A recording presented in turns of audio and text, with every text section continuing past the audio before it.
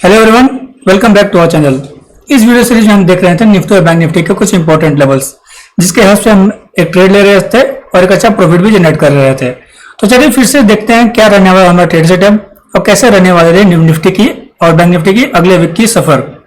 तो अगर आप लोग को हमारे प्रीवियस वीडियो याद होगा तो प्रीवियस वीडियो में मैंने साफ साफ बोला था कि जो ये रेजिस्टेंस एरिया है, यहाँ पे जो रेजिस्टेंस बना था, इसको ब्रेक करने के लिए निफ्टी को एक अच्छा ग्रीन कैंडल चाहिए। और अगर आप लोग देख रहे होंगे तो निफ्टी में एक अच्छा ब्रेकआउट हमें देखने को मिला है। और नीचे से जो एक सपोर्ट था, सपोर्ट भी मैंने आप लोगों को बताया था, ये एक ट्रेंडिंग सपोर्ट हमें निफ्टी में क्लियर देखने को मिल रहा था। और निफ्टी में ऊपर की तरफ जो रेजिस्टेंस था वही मैंने आप लोगों को क्लियरली बताया था कि ये लेवल एक रेजिस्टेंस का काम करेगा। अब फ्रेंड्स, कभी भी रेजिस्टेंस ब्रेक होता है उसके लिए मैंने आप लोगों को एक थ्योरी बताया था जिसको बोलते हैं पोलैरिटी, यानी चेंज इन पोलैरिटी होता है। कभी भी जो रेजिस्टेंस है, यानी ये जो रेजिस्टेंस आप देख रहे हैं यहाँ पे, ये रेजिस्टेंस एक बहुत ही अच्छा ग्रीन कैंडल के साथ क्लोज हुआ है, यानी ये रेजिस्टेंस ब्रेक हुआ है। और ब्रेक होने के बाद जो ये रेजिस्टेंस थे, ये दोनों रेजिस्टेंस यानी डबल टॉप के रेजिस्टेंस आपको दिख रहे होंगे, ये रेजिस्टेंस ब्रेक हुए। अब ब्रेक होने के बाद एक बार इस पे सपोर्ट लेना निफ्टी को मैंडेटरी है। निफ्टी एक बार इस रेजिस्टेंस पे सपोर्ट ले लेता है तो हमें ऊपर का एक और अच्छा सुनहरा अवसर मिल सकता है ट्रेड करने का। तो चेंज इन पोलैरिटी क्या होता है, एक बार मैं फिर से आप लोगों को याद दिला दूं। जो भी रेजिस्टेंस है वो फ्यूचर में जाकर सपोर्ट बनता है। अगर रेजिस्टेंस ब्रेक होगा तो वो आगे जाकर सपोर्ट बनेगा, और ठीक इसका वाइस वर्सा, यानी अगर सपोर्ट ब्रेक होता है तो वो आगे जाके रेजिस्टेंस बनेगा। तो यहाँ पे आप लोग क्लियरली देख रहे होंगे कि ये जो रेजिस्टेंस था, तो ये दोनों रेजिस्टेंस अपने अपने टाइम के ऑल टाइम हाई थे। और निफ्टी 23,000 का अपना नया हाई बना लिया। 23,000 का निफ्टी ने हाई बनाया, जो कि बहुत ही अच्छी बात है। और आप लोग ये भी देख रहे होंगे कि आगे आने वाले दिन में इलेक्शन का रिजल्ट आने वाला है, जो कि 4 तारीख को वो भी होगा। तो 4 तारीख भी एक अच्छा अपॉर्चुनिटी ला सकता है। और अगर आप हमारे प्रीवियस वीडियो देख रहे होंगे उसमें मैंने आप लोगों को क्लियरली बताया था कि नीचे की तरफ से हमें हर एक लेवल पे रिजेक्शन मिल रहा है। यानी अगर आप इस कैंडल को देखेंगे, इस कैंडल में भी हमें मैक्सिमम बाइंग देखने को मिला, इस कैंडल में भी रिजेक्शन मिला, रिजेक्शन के बाद हमें इसमें बाइंग देखने को मिला।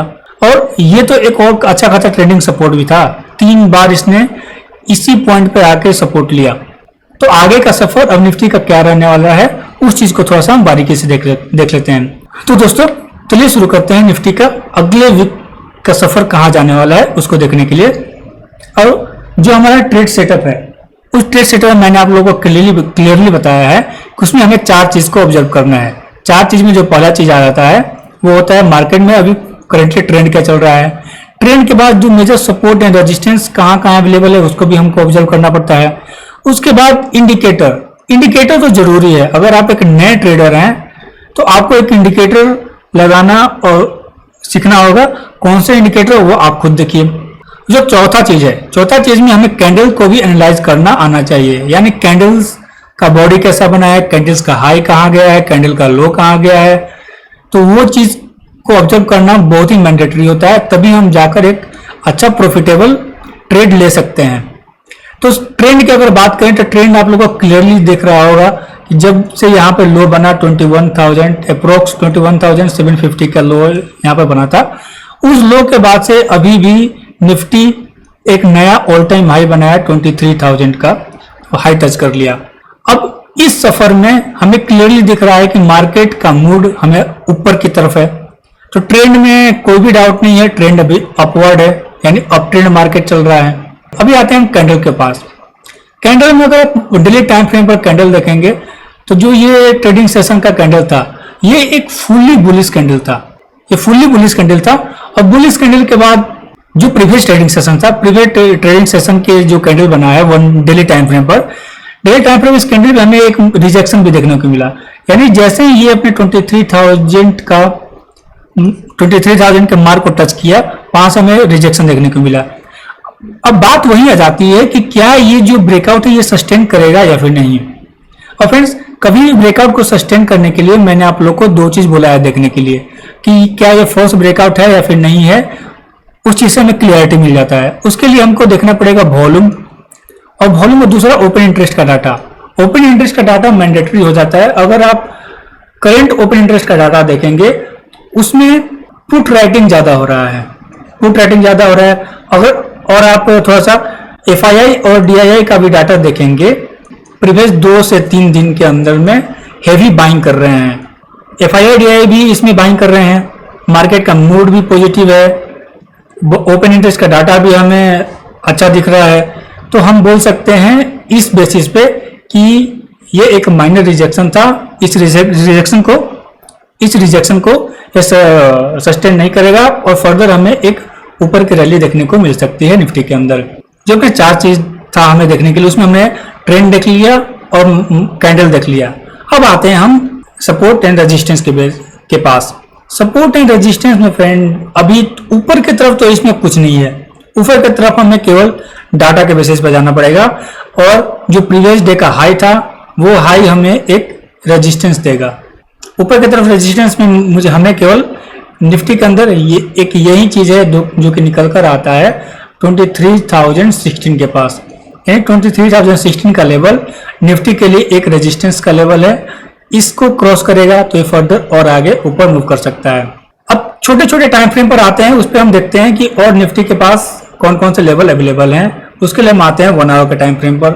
1 आवर के टाइम फ्रेम पर नीचे का जो सपोर्ट है, यानी जो प्रीवियस रेजिस्टेंस था वो रेजिस्टेंस निफ्टी का एक सपोर्ट का काम करेगा।